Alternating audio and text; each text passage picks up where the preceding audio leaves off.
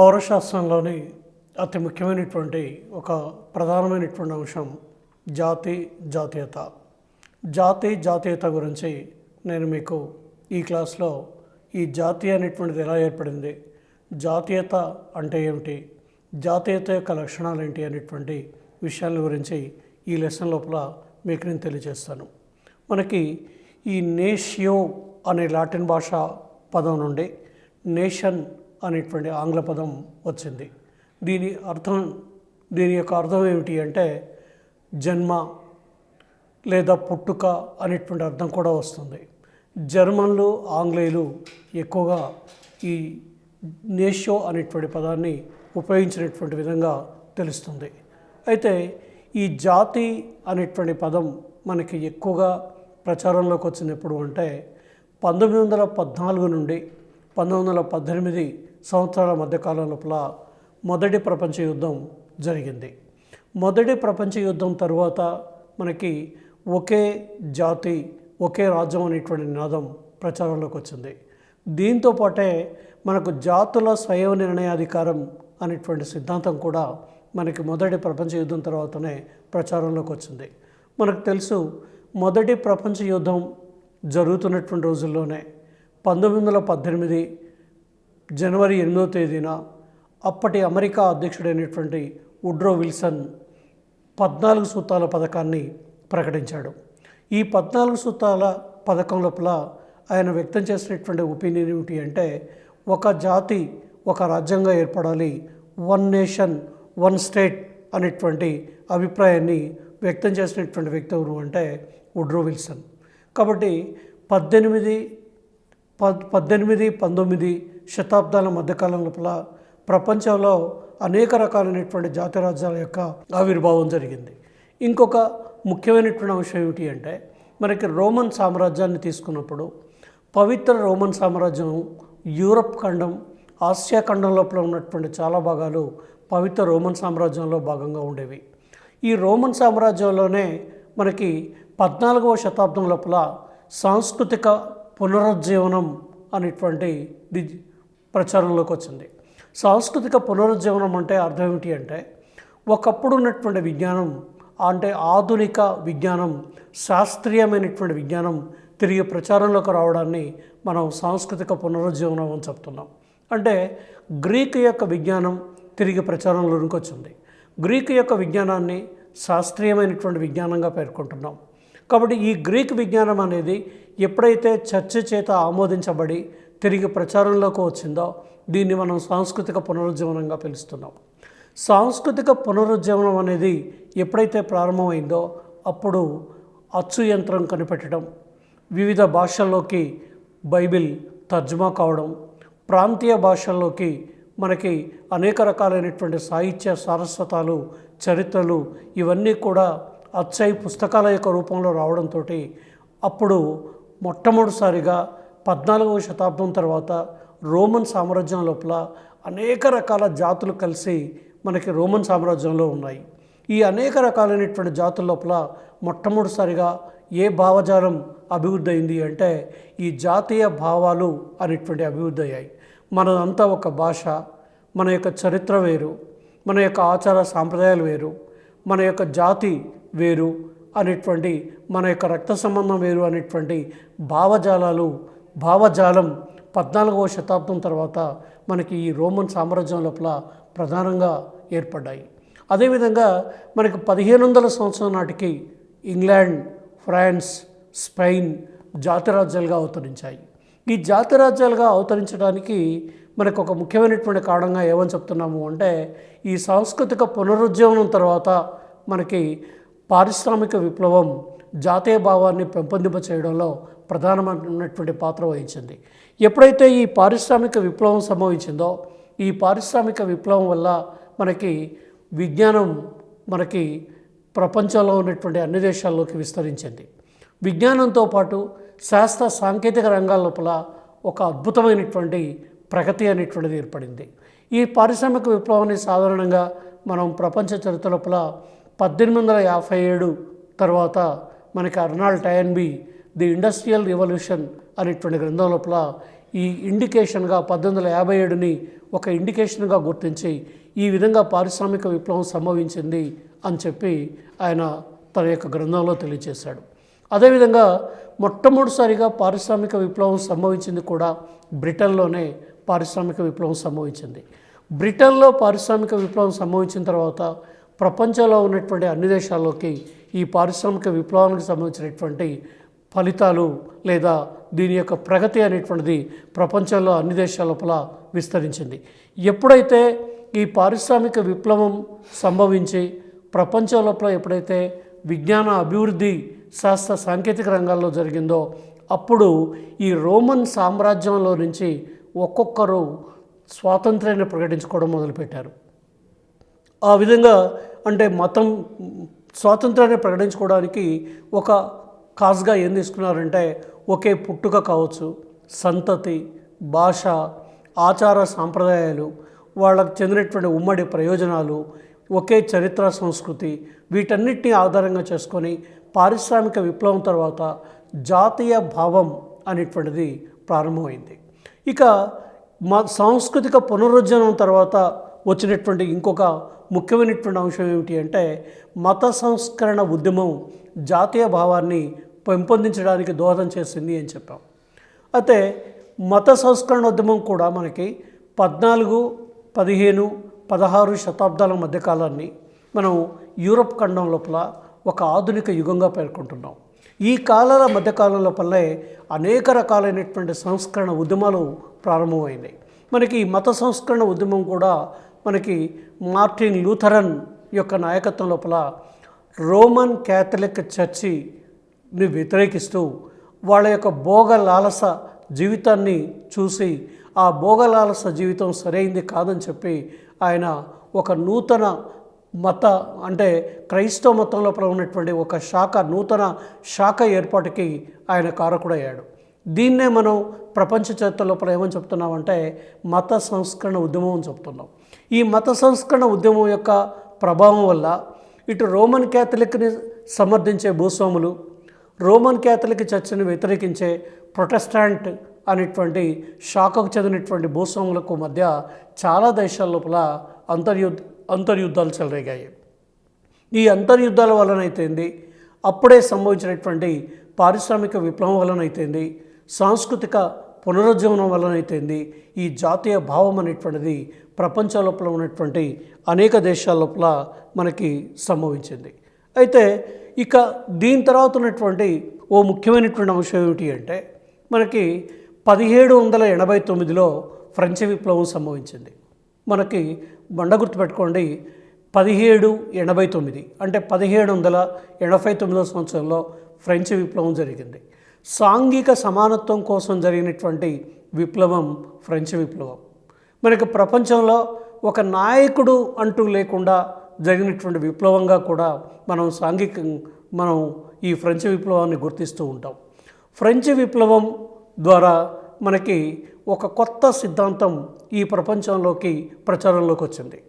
స్వేచ్ఛ, సమానత్వం, సౌభ్రాతృత్వం అనేటువంటి ఒక ప్రజాస్వామిక నినాదం మనకి ఏ విప్లవం ద్వారా వచ్చింది అంటే ఈ ఫ్రెంచ్ విప్లవం ద్వారానే ప్రపంచం లోపల మొట్టమొదటిసారిగా మనకి ప్రచారంలోకి వచ్చింది.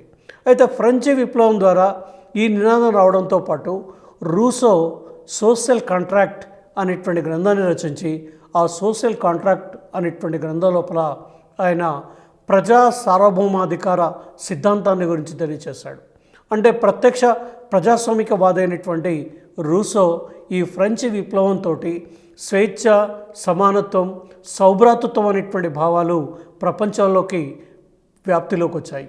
దీంతోపాటు మనకి రెండవది ఏమిటి అంటే ప్రజా సార్వభౌమాధికార సిద్ధాంతం, రెండవది రూసో ప్రతిపాదించినటువంటి ఈ సిద్ధాంతం కూడా ప్రచారంలోకి వచ్చింది.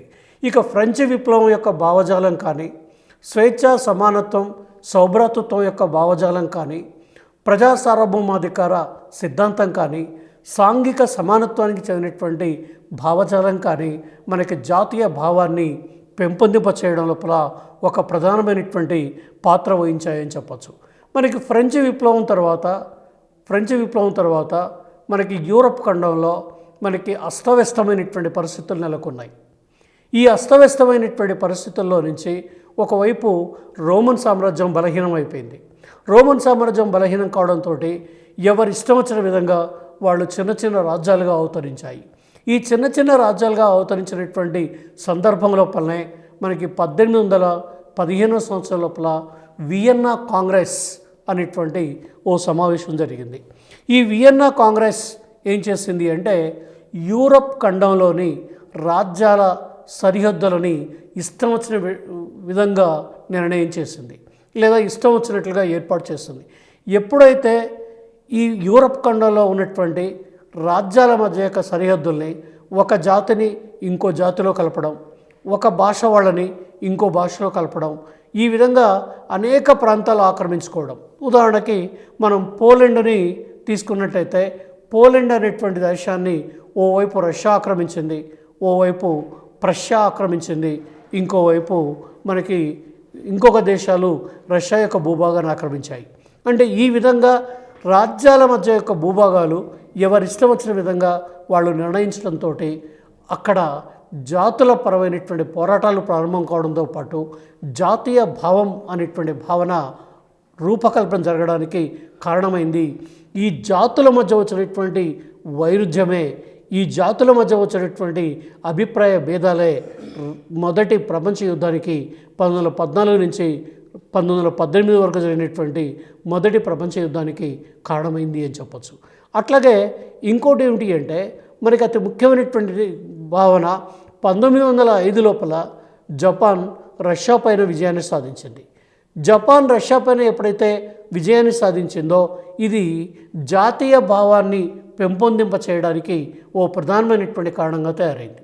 అంటే జాతీయ భావం పెరగడానికి కారణం ఏమిటి అంటే రష్యా ఒక పెద్ద రాజ్యం, జపాన్ ఓ చిన్న రాజ్యం. ఒక చిన్న రాజ్యం పెద్ద రాజ్యం మీద విజయాన్ని సాధించడానికి జాతీయ భావమే ప్రధానమైనటువంటి కారణం అని చెప్పి చాలా జాతుల లోపల, యూరప్ ఖండం లోపల, ఆసియా ఖండం లోపల జాతుల పరమైనటువంటి ఒక స్పిరిట్ వాళ్ళ లోపల, ఒక బ్రహ్మాండమైనటువంటి భావజాలం అభివృద్ధి అయ్యి, దేశభక్తి అనేటువంటి భావన అభివృద్ధి అయ్యి మేమంతా ఒక రాజ్యంగా ఏర్పడాలి అనేటువంటి ఒక కాన్సెప్ట్ రూపాంతరం చెందింది. ఈ విధంగా జాతి అనేటువంటి కాన్సెప్ట్ను తీసుకున్నప్పుడు జాతి అంటే ఏమిటి అనేటువంటి అభిప్రాయాన్ని తీసుకుందాం. ఎప్పుడైతే ఒక ప్రజా సముదాయంలో జాతి అనే భావం ఏర్పడుతుందో అది జాతిగా రూపాంతరం చెందుతుంది. మనం ఏమని చెప్తున్నామంటే ఎప్పుడైతే ఒక ప్రజా సముదాయంలో జాతి అనే భావం ఏర్పడుతుందో అది జాతిగా రూపాంతరం చెందుతుంది.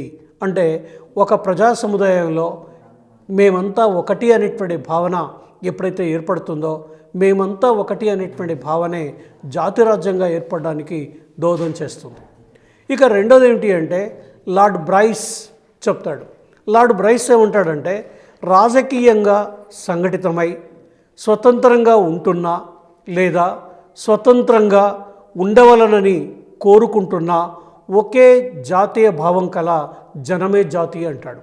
జాతి అంటే ఏమిటి అంటే రాజకీయంగా సంఘటితమై స్వతంత్రంగా ఉంటున్నా లేదా స్వాతంత్రంగా ఉండవలనని కోరుకుంటున్నా ఒకే జాతీయ భావం కలిగినటువంటి జనసమూహాన్నే జాతి అనేటువంటి అభిప్రాయాన్ని మనకి తెలియచేశాడు.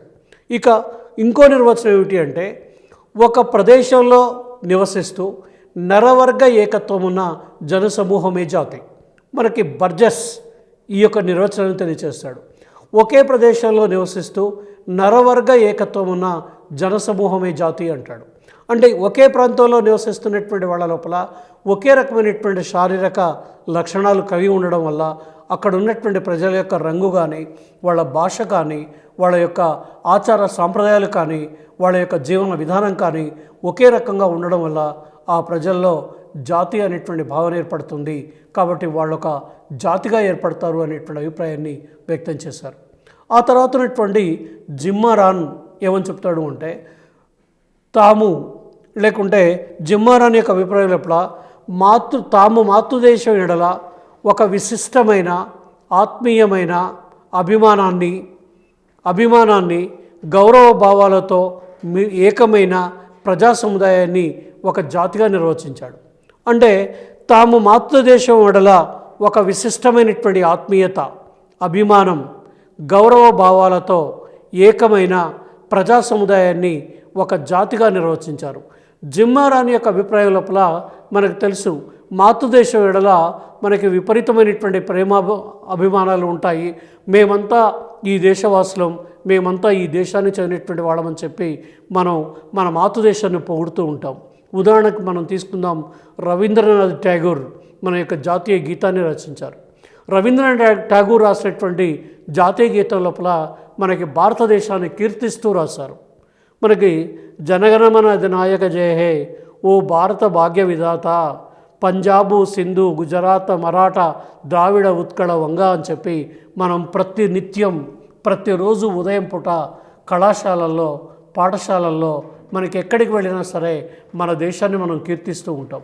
మన దేశాన్ని మనం కీర్తించడానికి కారణం ఏమిటి అంటే, మనం భారత మాత అని, భారతదేశ ఎడల మనకు ఉన్నటువంటి గౌరవమే ఓ ప్రధానమైనటువంటి కారణం అని చెప్పి ఈ దేశాన్ని కీర్తించేటువంటి విధంగా రవీంద్రనాథ్ ఠాగూర్ మన యొక్క జాతీయ గీతాన్ని రచించడం జరిగింది. అంటే ఒక నరవర్గ ఏకత్వం ఉన్నటువంటి జనసమూహం ఒక ప్రదేశంలో నివసిస్తూ ఆ ప్రదేశం లోపల ఉన్నటువంటి ప్రజలంతా మేమంతా ఒకటి అనేటువంటి భావన ఎప్పుడైతే ఆ ప్రజా సముదాయంలో ఏర్పడుతుందో ఆ ప్రజా సముదాయము ఆటోమేటిక్గా, అంటే ఆ ప్రజా సముదాయము ఒక జాతిగా రూపాంతరం చెందుతుంది. మనకి ప్రపంచంలో ఆ విధంగా ఏర్పడినటువంటి అనేక రకాలైనటువంటి జాతులు కనిపిస్తాయి. ఉదాహరణకి అమెరికా ఖండాన్ని మనం కనిపెట్టినాడు.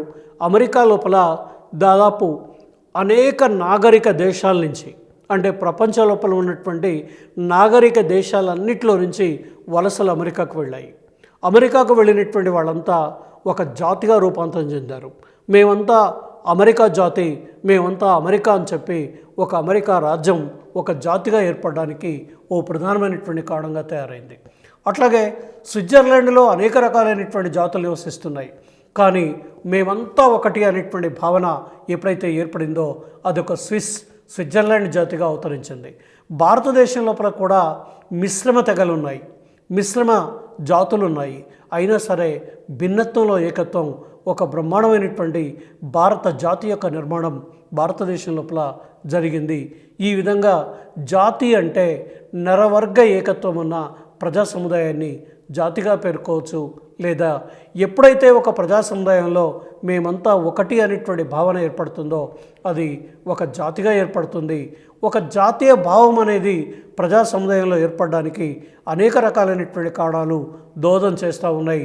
ఆ అనేక రకాలైనటువంటి కారణాల లోపల మనకి ఒకటి అంటే ఒక ప్రజా సముదాయంలో ఐక్యత అనేటువంటిది ఎట్లా ఏర్పడుతుంది, ఒక ప్రజా సముదాయంలో ఏకత్వం అనేటువంటిది ఎలా ఏర్పడుతుంది అని చెప్పడానికే మనం ఏం చెప్తున్నామంటే జాతీయత అని చెప్తున్నాం. అంటే మనకి జాతీయత అంటే నేషనాలిటీ అని చెప్తాం. నేషనాలిటీ అంటే ప్రజా సముదాయంలో ఏకత్వం మరియు ఐక్యతా భావం ఉన్నప్పుడు దానిని జాతీయత అంటారు. అంటే ఒక ప్రజా సముదాయం లోపల జాతీయత అనేటువంటిది ఎట్లా ఏర్పడుతుంది, మనం ఇంతకుముందే చెప్పుకున్నాం. ఒక ప్రజా సముదాయంలో జాతీయత ఏర్పడడానికి అనేక రకాలైనటువంటి విషయాలు దోహదం చేస్తాయి. అంటే ఐక్యత ఏర్పడడానికి దోహదం చేస్తాయి. అవి ఒకే చరిత్ర, ఒకే భాష, ఒకే ఆచార సాంప్రదాయాలు లేదా వలన వాళ్ళలో ఐక్యత లేదా జాతీయత అనేటువంటిది ఏర్పడుతుంది అని చెప్పచ్చు. మనం సాధారణంగా విద్యార్థుల్ని చెప్తాం, ఓ ఇద్దరు విద్యార్థుల మధ్య, ఓ ఇద్దరు ఐదుగురు, ఒక నలుగురు విద్యార్థుల మధ్య క్లోజ్ ఫ్రెండ్షిప్ ఏర్పడడానికి వాళ్లకు ఏవో కొన్ని రకాలైనటువంటి లక్షణాలు వాళ్ళలో ఐక్యతను కలిగిస్తాయి. ఈ లక్షణాలే ఏమని చెప్పచ్చు అంటే ఐక్యత ఏర్పడడానికి ఓ ప్రధానమైనటువంటి కారణం అవుతుంది అని చెప్పచ్చు. కాబట్టి ఒక ప్రజా సముదాయంలో కూడా ఐక్యత ఏర్పడడానికి అనేక రకాలైనటువంటి కారణాలు లేదా లక్ష్యాలు దోహదం చేస్తాయి. ఈ అనేక రకాలైనటువంటి కారణాలని, లక్ష్యాల్ని మనం ఏమని చెప్పచ్చు అంటే మనకి ఒక ప్రజా సముదాయంలో లేదా జాతీయ భావాన్ని పెంపొందించే కారకాలేంటి, దీన్నే ఏమని చెప్తున్నామంటే జాతీయతను పెంపొందించే లక్షణాలు ఏంటి.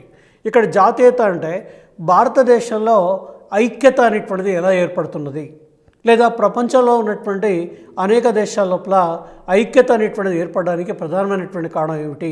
ఇవాళ మనం ఏం చెప్తున్నామంటే దేశభక్తిని ఐక్యతగా పేర్కొంటున్నాం. దేశభక్తి కంటే ముందే మనకి ఒక ప్రజా సముదాయం లోపల లేదా అనేక రకాలైనటువంటి ప్రజా సముదాయాల లోపల ఐక్యతని కలిగించడానికి, ఏకత్వాన్ని కలిగించడానికి అనేక రకాలైనటువంటి కారణాలు దోహదం చేస్తున్నాయి. వాటిల్లో మనం సాధారణంగా ఏమని చెప్పొచ్చు అంటే, ఒకే తెగ ఒక ప్రజా సముదాయం లోపల మనకి ఐక్యతని కలిగించడంలో ప్రధానమైనటువంటి పాత్ర వహించింది అని చెప్పొచ్చు. ఒకే తెగ సార్వజనీనమైనటువంటి తెగ. సార్వజనీనమైనటువంటి తెగలో ఐక్యత ఉంటుంది.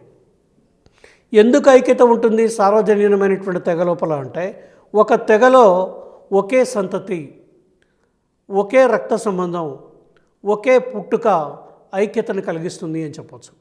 అంటే సాధారణంగా మనం చూడండి, ఒకే తెగ అనేటువంటిది ఎలా ఏర్పడుతుంది అంటే, మొదట కుటుంబం ఏర్పడుతుంది. కుటుంబం ఏర్పడిన తర్వాత కుటుంబం వంశాలుగా విస్తరించింది. వంశాలుగా విస్తరించినటువంటి కుటుంబం తెగలుగా గోత్రాలుగా విస్తరించింది. గోత్రాలుగా విస్తరించినటువంటి కుటుంబం తెగలుగా విస్తరించింది. అంటే సాధారణంగా ఒక తెగ లోపల ఒకే రకమైనటువంటి పుట్టుకుంటుంది. ఒక తెగ లోపల ఒకే రకమైనటువంటి రక్త సంబంధం ఉంటుంది. ఒక తెగ లోపల సాధారణంగా బంధుత్వం అనేటువంటిది ఉంటుంది. ఒక తెగలో ఉన్నటువంటి బంధుత్వం లేదా వాళ్ళలో ఉండేటువంటి పుట్టుక, రక్త సంబంధం, ఆ తర్వాత ఉన్నటువంటి ఒకే రకమైనటువంటి ఆచార సాంప్రదాయాలు కూడా ఉంటాయి. ఈ ఆచార సాంప్రదాయాలు అయితేంది, ఒకే పుట్టుక అయితేంది, ఒకే రకమైనటువంటి జీవన విధానం అయితేంది, లేదా ఒకే రకమైనటువంటి విశ్వాసాల్ని కూడా కలిగి ఉంటారు. ఒకే విశ్వాసం, ఒకే రకమైనటువంటి విశ్వాసం కలిగి ఉండడం, ఇదంతా కూడా సాధారణంగా ఒకే తెగ లోపల మనకి ఐక్యతని ఏర్పడడానికి దోహదం చేస్తుంది. ఉదాహరణకి మనకి సంస్కృత పదం ఏమిటి అంటే, జా అనే సంస్కృత పదాన్ని తీసుకున్నప్పుడు దీని అర్థం ఏమిటి అంటే పుట్టుక అనేటువంటి అర్థాన్ని తెలియజేస్తుంది. పుట్టుక అంటే ఒకే రకమైనటువంటి పుట్టుకకు చెందినటువంటి వాళ్ళంతా కూడా ఒక తెగలో ఉంటారు. ఒకే బంధుత్వం కలిగినటువంటి వాళ్ళంతా ఒక తెగలో ఉంటారు. ఒకే రక్త సంబంధం కలిగినటువంటి వాళ్ళంతా కూడా ఒక తెగలో ఉంటారు.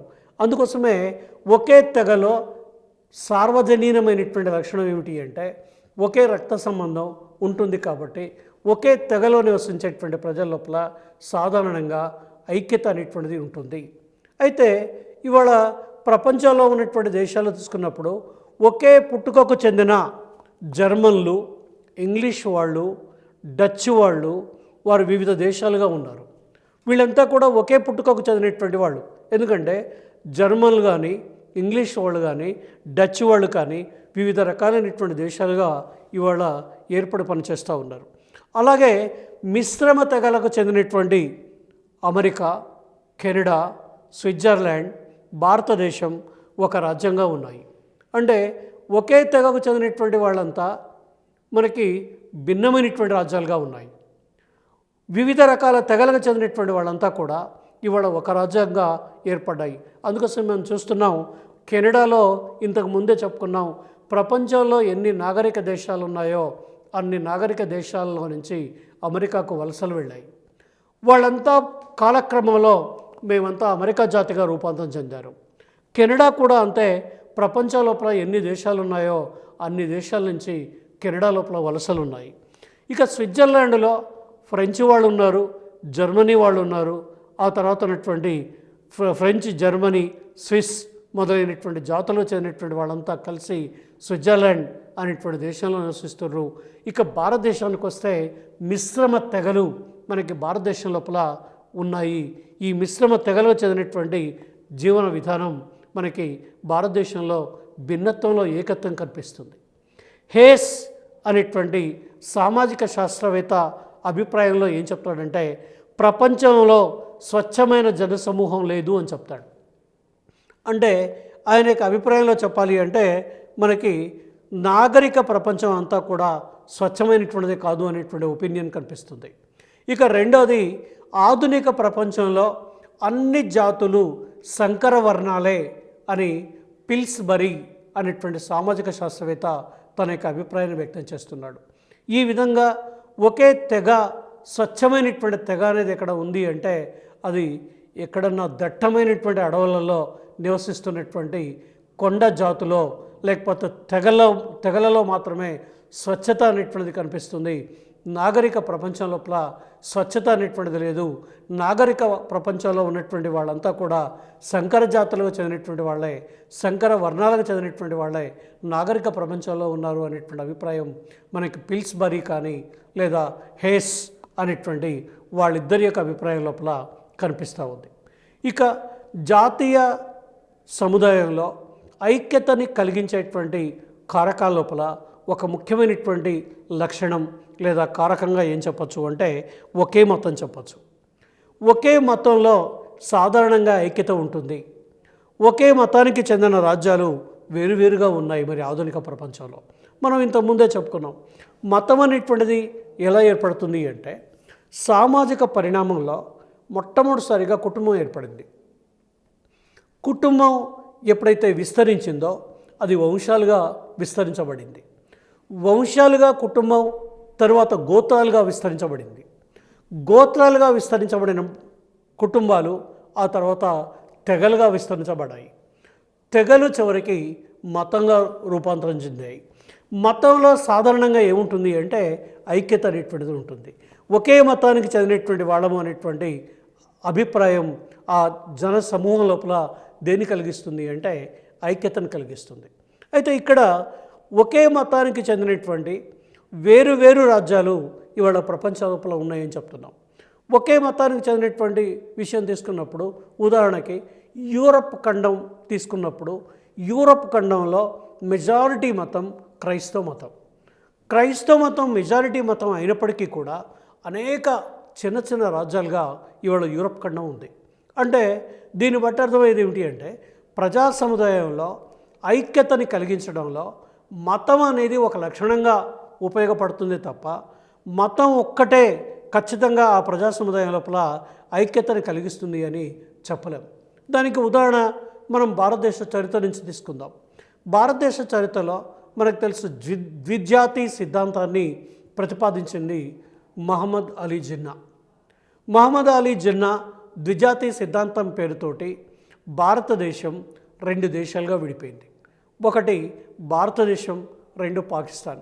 ముస్లింలంతా కలిసి పాకిస్తాన్ అనేటువంటి ఒక ప్రత్యేక దేశంగా పాకిస్తాన్గా ఏర్పడ్డారు. పాకిస్తాన్, భారతదేశం రెండు దేశాలు స్వాతంత్ర్యం వచ్చిన తర్వాత ఏర్పడడానికి కారణం ఏమిటి అంటే మనం మతమే ఓ ప్రధానమైనటువంటి కారణంగా తీసుకుంటున్నాం. మతాన్ని ఒక ప్రధానమైనటువంటి కారణంగా తీసుకొని భారత్ నుండి ఏమిటి అంటే పాకిస్తాన్గా విడిపోయి ప్రత్యేక రాజ్యంగా ఏర్పడింది అని చెప్తున్నాం. అయితే ఇక్కడ ఒక విషయం గుర్తుపెట్టుకోండి, భారతదేశంలో నుంచి పాకిస్తాన్ విడిపోయినప్పుడు మనకి తూర్పు పాకిస్తాన్, పశ్చిమ పాకిస్తాన్ అని చెప్పి రెండు భూభాగాలు భారత్ నుంచి విడిపోయాయి. మనకు తెలుసు పశ్చిమ పాకిస్తాన్ కాశ్మీర్ పక్కన మనకి కాశ్మీర్ పక్కన మనకి పశ్చిమ పాకిస్తాన్ ఉంటే మన యొక్క పశ్చిమ బెంగాల్కి సమీపంగా మనకి తూర్పు పాకిస్తాన్ ఉంటుంది. అయితే తూర్పు పాకిస్తాన్, పశ్చిమ పాకిస్తాన్ ఈ రెండు కలిపితేనే పాకిస్తాన్.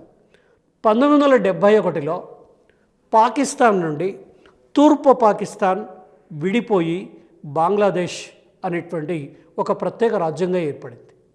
అందుకోసం ఇంతకుముందు నేను చెప్పాను, మతం ఒక్కటే ఒక రాజ్యంలో నివసించేటువంటి ప్రజల్లో ఐక్యతను కలిగిస్తుంది అని చెప్పడం. ఒకవేళ మతమే నిజంగా ఐక్యతను కలిగించగలిగితే మీకు పాకిస్తాన్లో నుంచి తూర్పు పాకిస్తాన్ విడిపోవడానికి అవకాశం లేదు. అయితే ఐక్యతని కలిగించడంలో, ఒక ప్రజా సముదాయంలో ఐక్యతని కలిగించడంలో మతం అనేది ఒక లక్షణంగా, ఒక కారకంగా ఉపయోగపడుతుంది. కాబట్టి పాకిస్తాన్లో నుంచి మనకి తూర్పు పాకిస్తాన్ విడిపోయి బంగ్లాదేశ్ అనేటువంటి ఒక రాజ్యంగా 1971 లోపల ఏర్పడింది. కాబట్టి అట్లాగే మనం భారతదేశాన్ని తీసుకుందాం. భారతదేశంలో అనేక మతాలు ఉన్నాయి. హిందూ మతం, ఇస్లాం మతం, క్రైస్తవ మతం, బౌద్ధులు, జైనులు, సిక్కులు వీళ్ళంతా సహజంగా సాగిస్తున్నారు. అందుకోసమే మనం భారతదేశాన్ని భిన్నత్వం లోపల ఏకత్వం అనేటువంటి పేరుతో పిలుస్తున్నాం. ఇంకోటి, ఇవాళ యూరప్ ఖండం మొత్తంలో ఉన్నటువంటి మతం ఒకటే అయినా మనకి వేరువేరు రాజ్యాలుగా మనకి యూరప్ ఖండంలో ఉన్నటువంటి రాజ్యాలు కనిపిస్తున్నాయి. ఇక ఇంకొక మధ్యప్రాచ్యం లోపల 1979 నుంచి 1989 సంవత్సరాల మధ్యకాలం లోపల ఇరాన్, ఇరాక్ ఈ రెండు దేశాలు దాదాపు 10 సంవత్సరాలు యుద్ధం చేశాయి. ఈ రెండు దేశాలు 10 సంవత్సరాలు యుద్ధం చేయడానికి కారణాలు వేరే కావచ్చు, కానీ రెండు ముస్లిం దేశాలు అయినప్పుడు వాళ్ళ మధ్య ఎలాంటి సమస్యలున్నా మనకి సామరస్యంగా పరిష్కరించుకొని యుద్ధాన్ని నివారించాల్సి ఉండే. కానీ మతం ఒక్కటే వాళ్ళ మధ్య ఐక్యతని పెంపొందింపచేస్తుంది అని చెప్పలేము. అట్లాగే మనకి మతానికి సంబంధించినటువంటి ఒక కాన్సెప్ట్ని తీసుకున్నప్పుడు భారత స్వాతంత్ర్య ఉద్యమం లోపల హిందువులందరినీ ఐక్యం చేసి స్వాతంత్ర్య ఉద్యమం వైపు వీళ్ళందరినీ నడిపించాలి అనేటువంటి ఉద్దేశంతో బాలగంగాధర్ తిలక్ మనకి భగవద్గీత మరియు వినాయక చవితి పండగ సందర్భంగా గణపతి విగ్రహాలను వీధులలో ఏర్పాటు చేసి హిందువుల మధ్య ఐక్యతని పెంపొందించడానికి బాలగంగాధర్ తిలక్ విశేషమైనటువంటి కృషి చేశారు. మనకు తెలుసు లాల్, బాల్, పాల్ వీళ్ళు ముగ్గురు కూడా లాలా లజపత్ రాయ్, బాలగంగాధర్ తిలక్, బిపిన్ చంద్రపాల్ ఈ ముగ్గురు మనకి వందే మాతర ఉద్యమం లోపల ప్రధానమైనటువంటి పాత్ర వహించారు.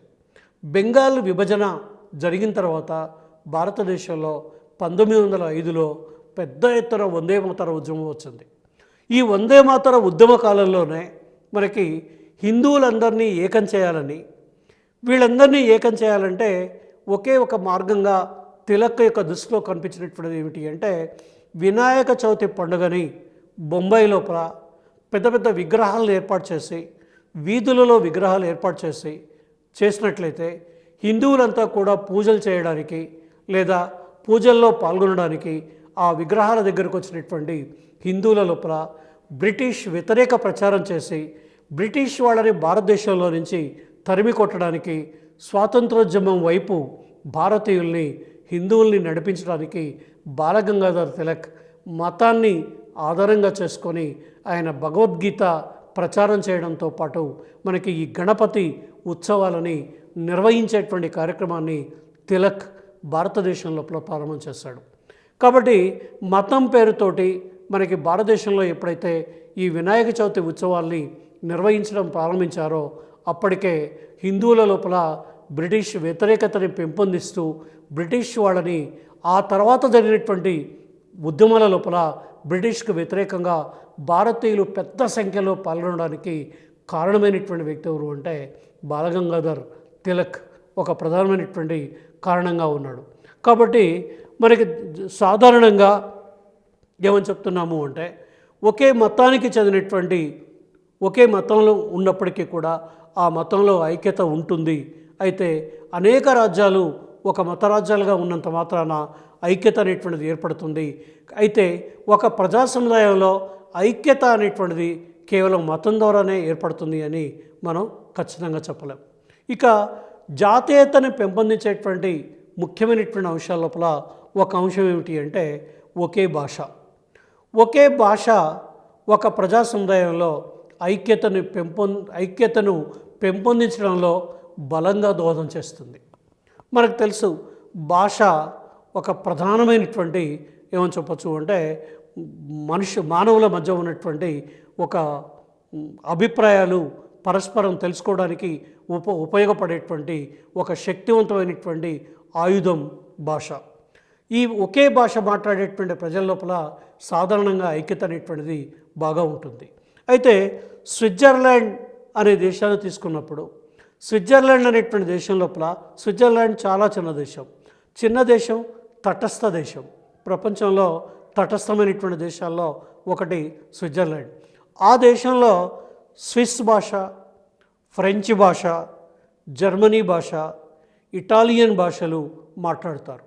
అయినా ఆ దేశ ప్రజల లోపల బ్రహ్మాండమైనటువంటి ఐక్యత ఉంటుంది. మేమంతా స్విట్జర్లాండ్ పౌరులం అనేటువంటి భావన మనకి స్విట్జర్లాండ్ దేశంలో ఉన్నటువంటి ప్రజల లోపల కనిపిస్తుంది. అట్లాగే భారతదేశంలో అనేక భాషలు మాట్లాడే ప్రజలు ఉన్నారు. దాదాపు 600-700 భాషలు మాట్లాడేటువంటి పరిస్థితి లిపి ఉన్నాయి అయితేంది లిపి లేనిటువంటి భాషలు అయితేంది అనేక రకాలైనటువంటి భాషలు మాట్లాడే ప్రజలు మనకి భారతదేశంలో కనిపిస్తున్నారు. అట్లాగే ఇంకో ప్రధానమైనటువంటి అంశం ఏమిటి అంటే పాకిస్తాన్లోని తూర్పు పాకిస్తాన్ ప్రజల మాతృభాష బెంగాలీ. బెంగాలీ కావటం వల్లనే విడిపోయి 1971 సంవత్సరం లోపల బంగ్లాదేశ్ అనేటువంటి రాజ్యంగా ఏర్పడడానికి ఓ ప్రధానమైనటువంటి కారణమైంది. ఎందుకంటే పశ్చిమ పాకిస్తాన్లో తూర్పు పాకిస్తాన్లో మాట్లాడే భాషలు వేరు. తూర్పు పాకిస్తాన్లో బెంగాలీ మాతృభాష, బెంగాలీ మాతృభాష మాట్లాడే ప్రజలంతా కలిసి బంగ్లాదేశ్ అనేటువంటిదిగా 1971లో ఏర్పడ్డారు. బంగబంధు అంటే బంగ్లాదేశ్ పితామహుడుగా మనం ఎవరిని పిలుస్తామంటే షేక్ ముజిబుర్ రెహమాన్ యొక్క నాయకత్వం లోపల 1971 లోపల బంగ్లాదేశ్ అనేటువంటి ఒక రాజ్యం యొక్క అవతరణ జరిగింది. ఇక ఇంకో విషయం తీసుకున్నప్పుడు తెలుగు భాష మాట్లాడే ఆంధ్రప్రదేశ్, తెలంగాణ అనేటువంటి 2 రాష్ట్రాలుగా విడిపోయాయి. ఆంధ్రప్రదేశ్ 2014లో పార్లమెంట్ ఒక చట్టం తీసుకొచ్చి పార్లమెంట్ యొక్క చట్టం ద్వారా ఆంధ్రప్రదేశ్ అనేటువంటి రాష్ట్రంగా, తెలంగాణ అనేటువంటి రాష్ట్రంగా 2 వేర్వేరు రాష్ట్రాలుగా విడిపోయాయి. భాష ఒకటి అయినంత మాత్రాన, ఎందుకంటే ఆంధ్రప్రదేశ్లో మాట్లాడేది తెలంగాణలో మాట్లాడేది తెలుగు భాష అయినప్పటికీ కూడా భాష ఐక్యతని కలిగించడంలో ఒక లక్షణంగా పనిచేస్తుంది. పూర్తిగా భాషే ఒక ప్రజల లోపల ఐక్యతను కలిగిస్తుందని చెప్పలేం. దానికి ఉదాహరణ జర్మనీలో, ఆస్ట్రియాలో మాట్లాడే భాష జర్మనీ భాష. 2 వేరువేరు దేశాలు. జర్మనీ వేరే దేశం, ఆస్ట్రియా కూడా వేరే దేశం. కాబట్టి 2 వేరువేరు దేశాలుగా ఉన్నాయి. అట్లాగే ఇవాళ ప్రపంచంలో ఉన్నటువంటి యుఎస్ఏ, బ్రిటన్, కెనడా, ఆస్ట్రేలియా ఈ దేశాల్లో ఇంగ్లీష్ భాష మాట్లాడేటువంటి మాతృభాష ఇంగ్లీష్ భాష అయినప్పటికీ కూడా ఇవన్నీ కూడా వేర్వేరు దేశాలు. మనకు తెలుసు అమెరికా, బ్రిటన్, కెనడా, ఆస్ట్రేలియా ఈ దేశాల లోపల మనకి వేరువేరు దేశాలే అయినప్పటికీ ఈ దేశాలు అన్నిట్లో కూడా మాట్లాడేటువంటి భాష ఏమిటి అంటే ఇంగ్లీష్ భాష మాట్లాడుతూ ఉంటారు. కాబట్టి ఐక్యతని కల్పించడంలో, ఐక్యతని పెంపొందించడంలో భాష అనేది ఒక లక్షణంగా పనిచేస్తుంది. పూర్తిగా ఒక భాష మాత్రమే ఒక రాజ్యంలో నివసించేటువంటి ప్రజల లోపల ఐక్యతను కలిగిస్తుందని చెప్పలేం. ఇక దీని తర్వాత ఉన్నటువంటి ఓ ముఖ్యమైనటువంటి అంశం ఏమిటి అంటే భౌగోళిక సాన్నిహిత్యం. భౌగోళిక సాన్నిహిత్యం అంటే ఒకే భూభాగంలో, ఒకే ప్రాంతంలో ప్రజలు నివసించినట్లయితే ఆ ప్రజల లోపల ఏముంటుంది అంటే ఐక్యతా భావం అనేటువంటిది ఉంటుంది.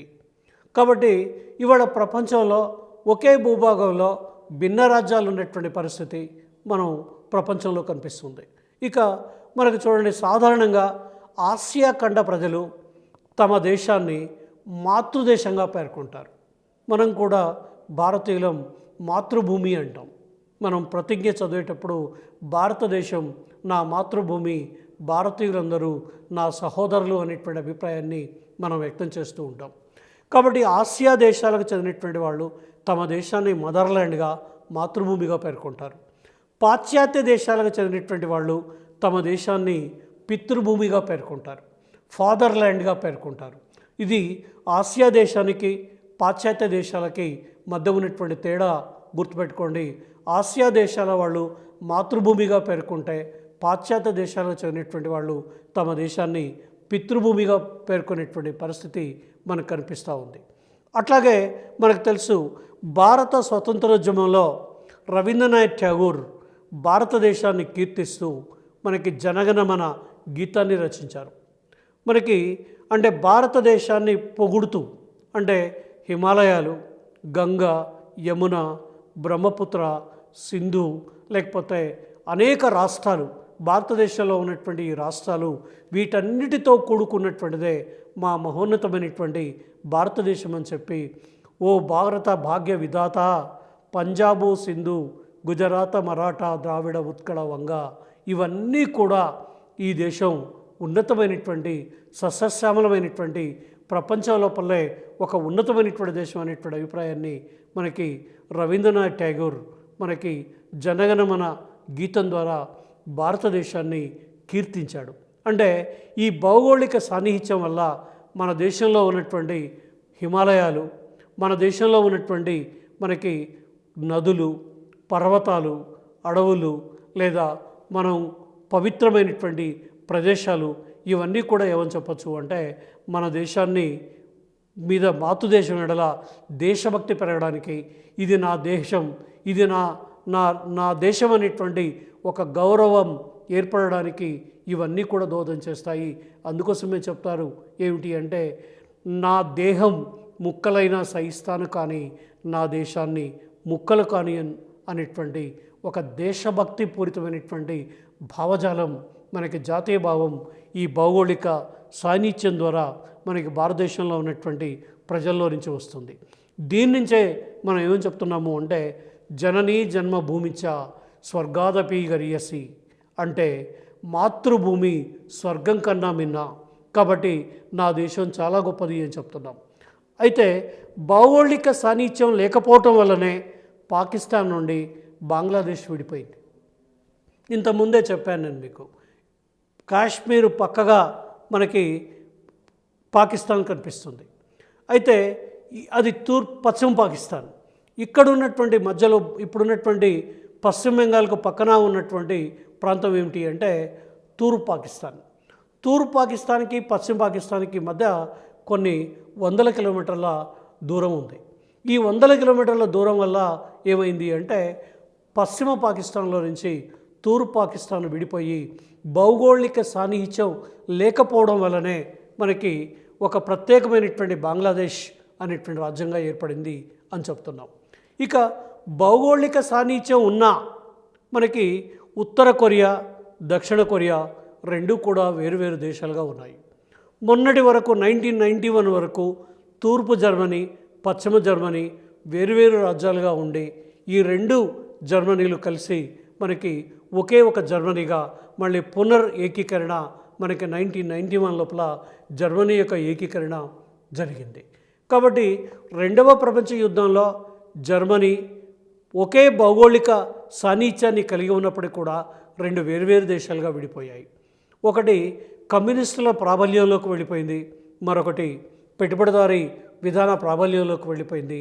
మనకి కమ్యూనిస్టు ప్రాబల్యంలోకి వెళ్ళిపోయినటువంటిది తూర్పు జర్మనీగా, పెట్టుబడిదారీ ప్రాబల్యంలోకి వచ్చింది పశ్చిమ జర్మనీగా విడిపోయి ఈ రెండు రాజ్యాల మధ్య ఏకంగా 46 మైళ్ళ గోడ కట్టుకున్నారు.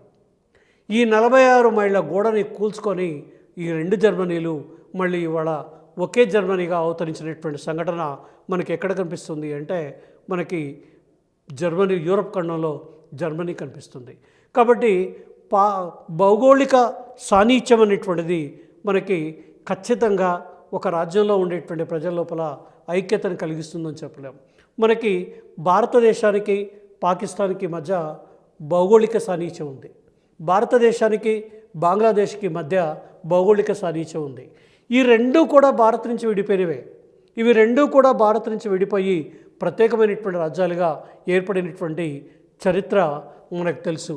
కాబట్టి భౌగోళిక సాన్నిధ్యం అనేటువంటిది మనకి ఒక భూభాగంలో నివసించేటువంటి ప్రజల లోపల సాధారణంగా ఐక్యతను కలిగిస్తుంది. ఎందుకంటే ఆ భూభాగానికి మనకి ప్రజలకు మధ్య విడదీయలేని సంబంధం ఉంటుంది. ఆ విడదీయలేనిటువంటి సంబంధమే ఆ ప్రజల లోపల ఐక్యత అనేటువంటిది ఏర్పడడానికి కారణమవుతుంది అని చెప్పచ్చు. ఇక జాతీయతను పెంపొందించేటువంటి లక్షణాల లోపల మనం ఇంకో ప్రధానమైనటువంటి లక్షణంగా ఏం చెప్తున్నామంటే ఒకే చరిత్ర, ఆచారాలు లేదా సాంప్రదాయాలు ఇవన్నీ కూడా ఒక భూభాగంలో నివసించేటువంటి ప్రజల లోపల ఐక్యతను కలిగిస్తాయి. మనకి ఒకే చరిత్ర, ఆచారాలు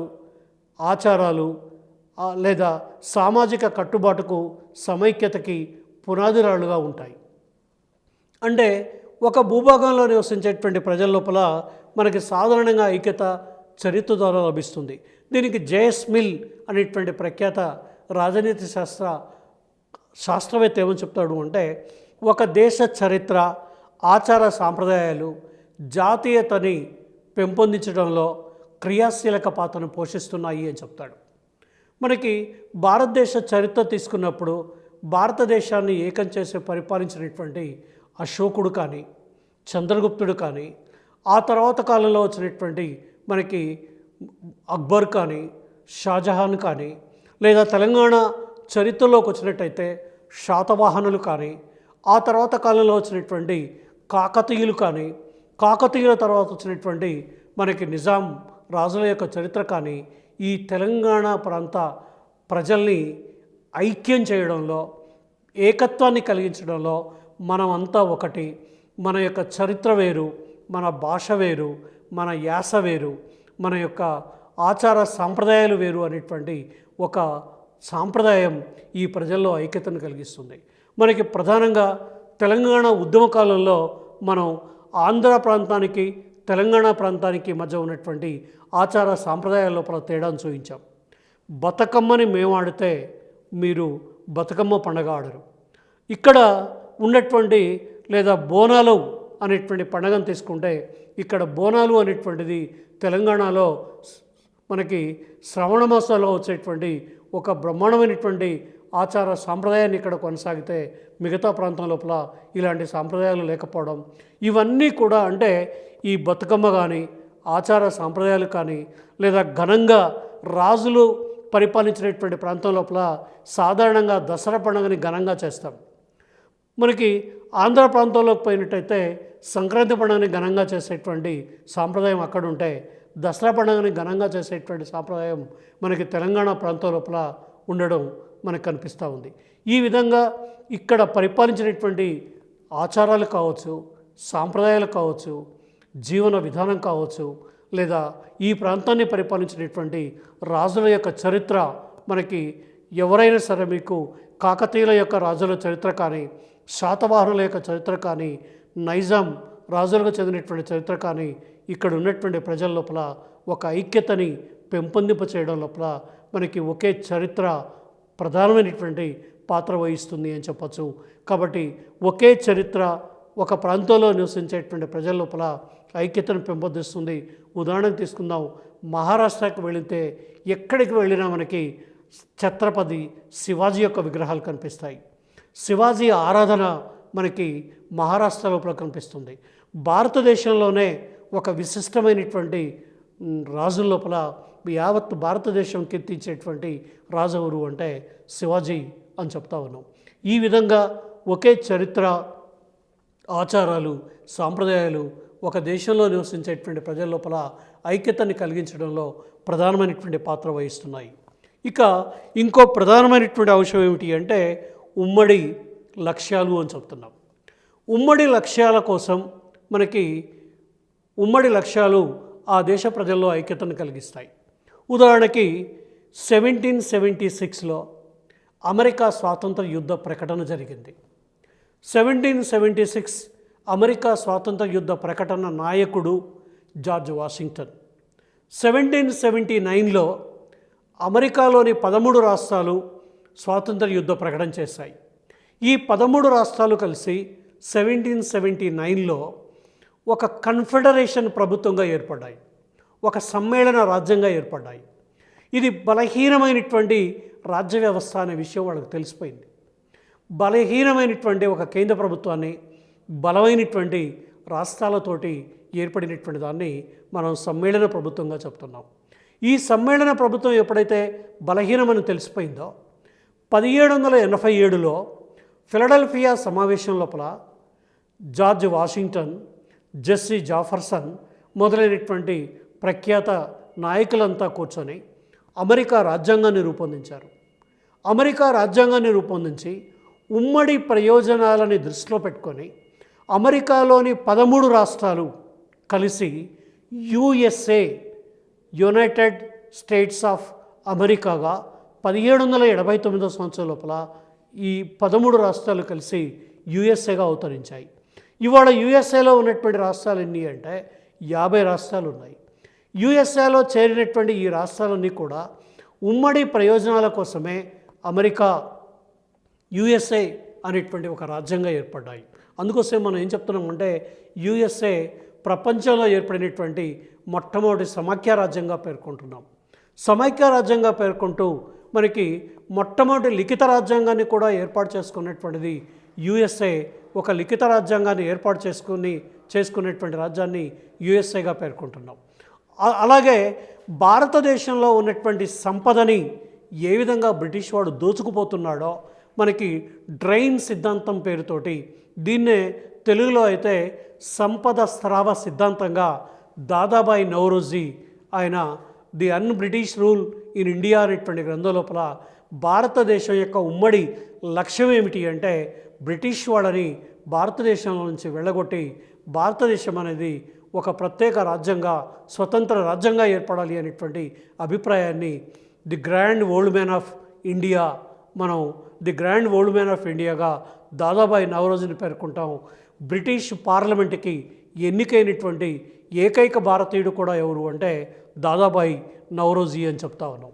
దీని తర్వాత ఉన్నటువంటి ఉమ్మడి ప్రభుత్వం కూడా 1779లో అమెరికా ఒక సమైక్య ప్రభుత్వంగా ఏర్పాటు కావడంతో పాటు అమెరికా లోపల ఉన్నటువంటి 13 రాష్ట్రాలు కలిసి మనకి 13 రాష్ట్రాలు కలిసి ఒక ఉమ్మడి ప్రభుత్వాన్ని ఏర్పాటు చేసుకున్నాయి.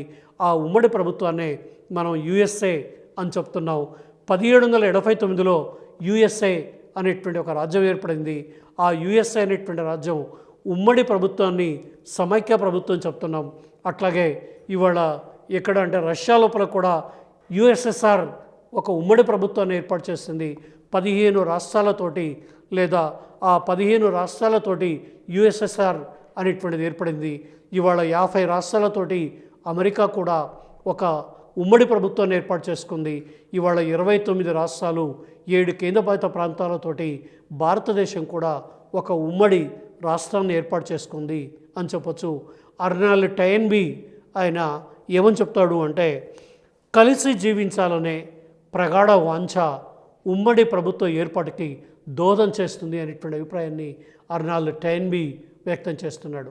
కలిసి జీవించాలనే కోరికే ఇవాళ అత్యంత శక్తివంతమైనటువంటి రాజ్యంగా అమెరికా ఏర్పడడానికి కారణమైంది. రష్యా కూడా ఒక శక్తివంతమైనటువంటి రాజ్యంగా ఏర్పడడానికి కలిసి జీవించాలనేటువంటి కోరిక, ఒక అభివృద్ధి చెందినటువంటి దేశంగా ఉండాలనేటువంటి కోరికే యుఎస్ఏ కానీ అమెరికా ఏర్పాటు కారణమైంది. అలాగే భవిష్యత్తులో ఒక అగ్రరాజ్యంగా, ఒక శక్తివంతమైనటువంటి రాజ్యంగా, ఒక అభివృద్ధి చెందినటువంటి రాజ్యంగా భారతదేశం అనేటువంటిది ఏర్పడడానికే ఇవాళ ఒక ఉమ్మడి రాజ్యంగా భారతదేశం అనేటువంటిది అవతరించింది. ఈ విధంగా ఉమ్మడి ప్రయోజనాలు మనకి ఉమ్మడి ప్రయోజనాలు, ఉమ్మడి ప్రభుత్వం ఇవన్నీ కూడా ఐక్యతని కలిగించడంలో ఓ ప్రజా సముదాయం లోపల దోహదం చేస్తూ ఉన్నాయి. కాబట్టి మనం జాతీయతని పెంపొందించేటువంటి కారకాలు ఏమిటి, జాతీయ భావాన్ని పెంపొందించేటువంటి కారకాలు ఏమిటి అనే విషయాన్ని తీసుకున్నప్పుడు జాతీయ భావాన్ని పెంపొందించేటువంటి కారకాల లోపల మనం ఏం చెప్తున్నాము అంటే ప్రధానంగా ఒకే తెగలో ఒకే సంతతి ఉంటుంది, ఒకే సంతతి ప్రజా ఐక్యతని కలిగిస్తుంది. రెండోది ఏమని చెప్పామంటే ఒకే మతం ఒక ప్రజా సముదాయం లోపల ఐక్యతను కలిగిస్తుంది. మూడోది ఏమని చెప్పామంటే ఒకే ప్రజా సముదాయం లోపల ఒక భాష ఐక్యతని కలిగిస్తుంది. ఐక్యతని కలిగించడంలో ప్రధానమైనటువంటి పాత్ర వహిస్తుందని చెప్పాము. దీని తర్వాత ఉన్నటువంటిది ఏమిటి అంటే భౌగోళిక సాన్నిహిత్యం ఒక దేశంలో ఉండేటువంటి ప్రజల లోపల ఐక్యతని కలిగిస్తుంది అని చెప్పాము. భౌగోళిక సాన్నిహిత్యం తర్వాత మనకి ఒకే భాష, ఒకే చరిత్ర, ఒకే సంస్కృతి, ఒకే ఆచార సాంప్రదాయాలు ఒక దేశంలో ఉండేటువంటి ప్రజల లోపల ఐక్యతను కలిగిస్తుంది అని చెప్పచ్చు. దీని తర్వాత ఉన్నటువంటి ఇంకో లక్షణాలు ఏం చెప్పామంటే ఉమ్మడి ప్రయోజనాలు ఒక దేశంలో నివసించే ప్రజల్లో ఐక్యతను కలిగిస్తుంది. మనం ఉమ్మడి ప్రయోజనాల కోసమే బ్రిటిష్ సామ్రాజ్యవాదానికి వ్యతిరేకంగా భారత స్వతంత్రోద్యమంలో మనం పనిచేసి అనేక ఉద్యమాల్ని భారతదేశంలో నిర్వహించి అనేక వేల మంది, లక్షల మంది జైళ్లలోకి వెళ్ళి భారతదేశానికి స్వాతంత్ర్యాన్ని తీసుకురావడంలో ఉమ్మడి ప్రయోజనాలే ప్రధానమైనటువంటి కారణంగా చెప్తున్నాం. ఇక చివరిదాన్ని ఏమని చెప్పామంటే ఉమ్మడి ప్రభుత్వం అని చెప్పాము. ఉమ్మడి ప్రభుత్వం అనేది మనకి భారతదేశంలో కానీ బ్రిటన్లో కానీ లేదా అమెరికా లోపల కానీ, ఆ తర్వాత రష్యా లోపల కానీ, ప్రపంచంలో ఉన్నటువంటి చాలా పెద్ద రాజ్యాల్లో ఇవాళ ఉమ్మడి ప్రభుత్వాన్ని ఏర్పాటు చేసుకొని ఆ ఉమ్మడి ప్రభుత్వం ద్వారా ఐక్యత అనేటువంటిది ఏర్పడుతుంది.